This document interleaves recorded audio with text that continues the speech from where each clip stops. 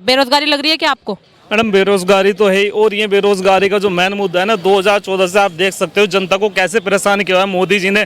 पहले नोटबंदी की लाइन में लगा दिया, फिर जीएसटी की लाइन में लगा दिया, बचा कुचा रहा, कोरोना मार के ले गया। ऊपर से रोजगार नहीं है, पूरे देश में रोजगार नहीं है।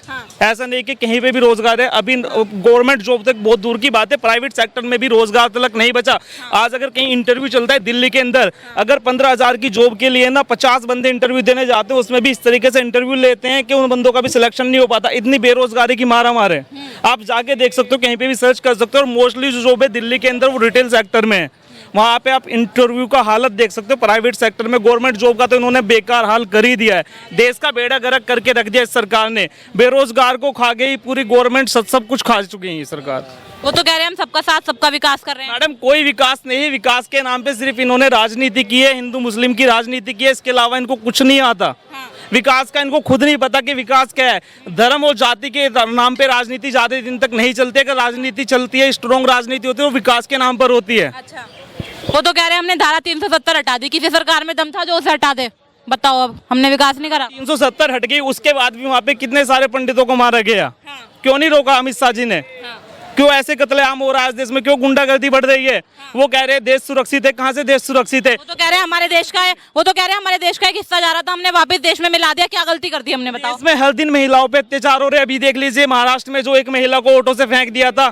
अभी 2 दिन पहले दिल्ली के अंदर एक लड़की के ऊपर तेजाब फेंक दिया। श्रद्धा मर्डर केस देख लीजिए, कन्हैया लाल जैसा मर्डर केस देख लीजिए। और ये कहते हैं कि इस देश में भी सुरक्षित है, देश सुरक्षित है। इन्होंने देश को बेच खाया इन्होंने देश को। और ये गुंडों की सरकार है। ये गुंडे राज के अलावा कुछ नहीं चाहते। इन्होंने देश का बेड़ा गर्क करके रख दिया। और जो आज दंगे हो रहे हैं जगह जगह पे, तो उसका मेन कारण बीजेपी है। इन्होंने कोई कार्रवाई नहीं की है, कोई कानून में इनका स्ट्रॉन्ग नहीं है। वो तो कह रहे हैं गुंडों को समझाने के लिए गुंडा बनना पड़ता है, और जो जिस भाषा में समझेगा उसे उसी भाषा में समझाएंगे। अगर उसी भाषा में समझाते योगी जी ने, अगर किसी ने यूपी के अंदर अत्याचार किया, कोई एक घर में से एक बंदा अपराधी है, उसके घर पे बुलडोजर चला दिया। आशीष मिश्रा के घर पे बुलडोजर क्यों नहीं चलाया? क्यों नहीं चलाया? उनका रिश्तेदार था वो, क्यों नहीं चलाया? मैडम ये भी तो क्वेश्चन है ना। आप करो कि आशीष मिश्रा के घर पे बुलडोजर क्यों नहीं चलाया? एक बंदा अपनी गाड़ी से ऐसे ही किसान आंदोलनकारियों को रौंद देता है, तो ये गुंडागर्दी नहीं है? ये सरासर जी सर, गुंडों की सरकार है क्या? नहीं, गुंडों की सरकार नहीं। सरकार को गुंडा नहीं बोल सकते हम। सरकार तो सरकार है, सबके पब्लिक का चुना हुआ सरकार है।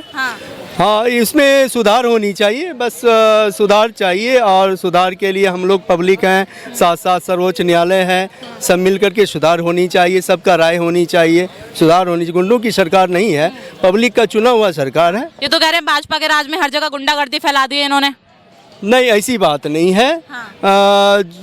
जो भी कमी है उसको सबकी राय लेकर के दूर करनी चाहिए। सर, अपराधियों के घर पे बुलडोजर चलना चाहिए या फिर नहीं चलना चाहिए?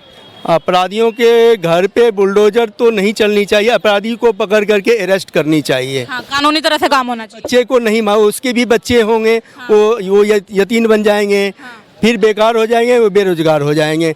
फिर उसकी रिस्पॉन्सिबल सरकार हो जाएगी। इसलिए उसके घर पे भी बुलडोजर चलाने की जरूरत नहीं होती है।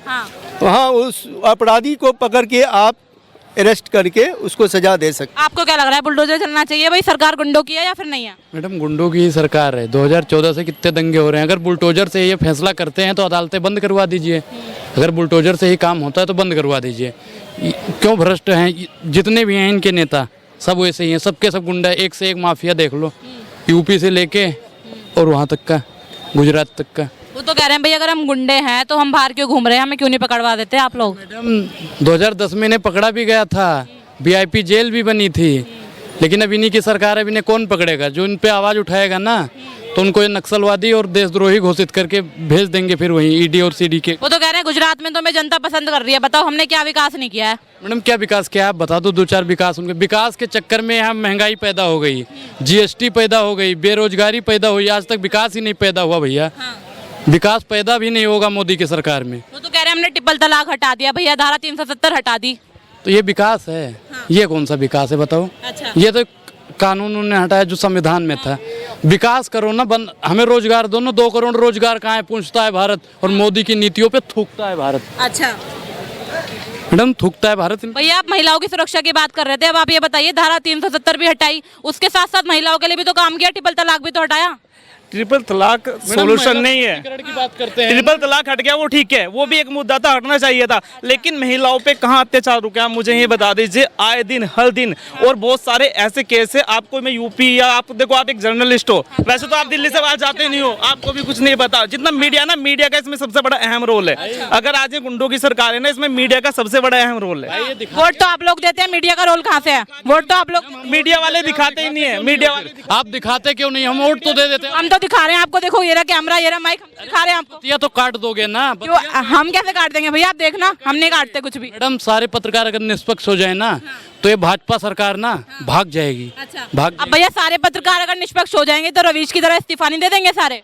नहीं, खरीद लिया जाएगा। आपको डर है ना कि आपका चैनल बिकने ही वाला है। अगर आपने दिखाया ना तो चैनल बिक जाएगा। गोदी मीडिया है का? गोदी मीडिया है। फिर काहे डर रहे हो मैडम? डर नहीं ना रहे हो? हम तो नहीं डर रहे भैया। नहीं, अभी आपको लगा ना रवीश कुमार को याद दिलाया, हमने सोचा आप भी डर गए, आपका चैनल बिकेगा। अगर दिखाओगे ना पूरी बात तो बिकेगा 100%। मैं तो उन कामों को सही बोल रही हूँ जो सही है, जो गलत है उनको गलत। महिला सशक्तिकरण की बात करते हैं, ये महिला सशक्तिकरण की बात करते हैं बिल्कुल। हाँ भैया, दुनिया का दूसरा सबसे अमीर व्यक्ति था अडानी जी, वो भी एक सच्चे पत्रकार को नहीं खरीद पाए। और ऐसे पत्रकार अगर रहेंगे तो देश सुरक्षित है। इसलिए विपक्ष आज खड़ा है। अगर सारा मीडिया एक तरफ हो गया ना तो इस देश का बेड़ा गर्क हो जाएगा। वो तो कह रहे हैं सच्चा पत्रकार कोई नहीं है, जो भाजपा के अगेंस्ट है वो कांग्रेस के साथ है। मैडम देखो, हिंदू अगर भाजपा का विरोध करता है तो उसे देशद्रोही, मुसलमान करता है तो उसे पाकिस्तानी, सिख करता है तो उसे खालिस्तानी, और अगर दलित कोई करता है तो उसे नक्सलवादी ठहरा देते हैं। आपको क्या लग रहा है सर, भाजपा ने बहुत गुंडागर्दी बढ़ा दी है क्या? नहीं तो हाँ, सर तो कह रहे हैं भाई गुंडों की सरकार है। नहीं, हमारे सभा करती है, इनके यहाँ होगा। हमारे सभा करती है। अच्छा, हमारे तो बहुत बहुत सभा करती है। मैं उत्तर प्रदेश से हूँ। और योगी जी के यहाँ पे तो सब साफ है, एकदम अच्छे से साफ ये है। तो कह रहे हैं सर अपराध एक व्यक्ति करता है, पूरे घर पे बुलडोजर चला देते हैं। तो घर का व्यक्ति करता है तो घर वाले रोकते क्यों नहीं उसको? उनको नहीं पता? हाँ भैया, नहीं, बुलडोजर ही के घर पे बुलडोजर क्यों नहीं चलाया? आशीष मिश्रा के घर पे बुलडोजर क्यों नहीं चलाया? वो गुंडा नहीं है? एक बंदा किसान आंदोलनकारियों के ऊपर गाड़ी चढ़ा देता है, वो अपराधी नहीं है? वो क्या है? वो टेररिस्ट है, आतंकवादी है? वो क्यों नहीं चलाया उसके घर पे बुलडोजर? हाँ भैया, क्यों नहीं चलाया आशीष शर्मा? नहीं, सबका नंबर आएगा बारी बारी से। हाँ, बाकी नहीं बचे, बाकी जो गए हैं। चलिए, नंबर आएगा। गाड़ी कब चढ़ी थी याद है? किसान आंदोलन कब हुआ था याद है? अब बुलडोजर कब चलेगा? 24 के बाद चलेगा? कब चलेगा बताओ? चलेगा भाई, चलेगा। चलेगा। अगर यहीं पे कोई मोहम्मद या और कोई होता ना तो चल जाता, वहाँ पे चलेगा और वहाँ पे चल जाता है। क्या ड्रामेबाज सरकार है, बड़े ड्रामे। ये श्रीमान जी आपकी गलत फहमी है। कोई मोहम्मद देख के नहीं है, जो करेगा भरेगा, जो नहीं करेगा भरेगा नहीं भरेगा। मैडम, इसका एक एग्जांपल मैं आपको अभी दे देता हूँ। इन्होंने बोला देखो मैं भी हिंदू हूँ, ऐसा मेरा किसी धर्म से कोई लेना देना नहीं है, ना मैं किसी धर्म को ठेस पहुंचाना चाहता हूँ। अभी श्रद्धा पहले आप आगे आ जाओ। अभी श्रद्धा मर्डर केस हुआ था, आफ्ताब ने किया था, हर न्यूज चैनल वालों ने उसको डेली दिखाया। अभी एक लड़की के मुंह पे तेजाब फेंक दिया, वो दोनों बंदे हिंदू थे, उसको क्यों नहीं दिखा रहे? कितने न्यूज चैनल वालों ने दिखाया, शायद आपने भी नहीं दिखाया होगा। क्यों नहीं दिखा रहे हो? क्यों नहीं दिखा रहे हो? यही तो बक्सपात चल रहा है देश के अंदर। अच्छा भैया, आप मुझे बताइए, आप सरकार पे प्रहार कर रहे हैं, मीडिया पे प्रहार कर रहे हैं? मीडिया पे भी पढ़ा रहे हो। अच्छा, यहाँ पर भैया जी का इनका शो रोज होता है, परसों ये मुद्दा उठाया, बताइए किसने नहीं मैंने कहा था सिर्फ भैया जी कहीं ने दिखाया था, सिर्फ एक दिन दिखाया, उसके अलावा दिखा दो। आफ्ताब का अब तक चल रहा है, डेली चल रहा है। सालों को मारो, फांसी पे चढ़ाओ। जब अपराध भी सिद्ध हो चुका है। ये सर कह रहे हैं हाँ, आफ्ताब तो पहली बात मोमडन नहीं है, ठीक है? आप एक चीज ये ध्यान कर लीजिए, नाम उसका आफ्ताब जरूर है लेकिन वो मोमडन नहीं है। मोमडन हिंदू से कोई मतलब नहीं होता, क्रिमिनल होता है। इस अपराध को क्यों नहीं दिखाया गया? एक लड़की के ऊपर तेजाब फेंका गया। मेरा कहने का मतलब यह है कि इसको क्यों नहीं दिखाया जा रहा है? हिंदू मुस्लिम से क्या मतलब है? अपराधी तो अपराधी है। सर क्यों नहीं दिखाया जा रहा उस अपराध को जो तेजाब फेंका गया लड़की के चेहरे पे? मीडिया क्यों नहीं कवर कर रही है? मीडिया की फॉल्ट है इसमें। मीडिया क्यों चुप है? मीडिया क्यों नहीं कवर कर रही है? तो मीडिया की फॉल्ट है। तो सर ये कह रहे हैं सरकार से दबी हुई है ना मीडिया, इसलिए नहीं कर रही। कुछ नहीं है, अगर मीडिया सरकार से दबी होती तो आफ्ताब वाला केस क्यों चला? पब्लिक पे देख लो, पूरे दिन दीपिका दिखा रहे हैं, भगवा कलर का कपड़ा पहन लिया उसने। अच्छा, अब एक बात बताओ, सेंसर बोर्ड ने कैसे पास कर दिया?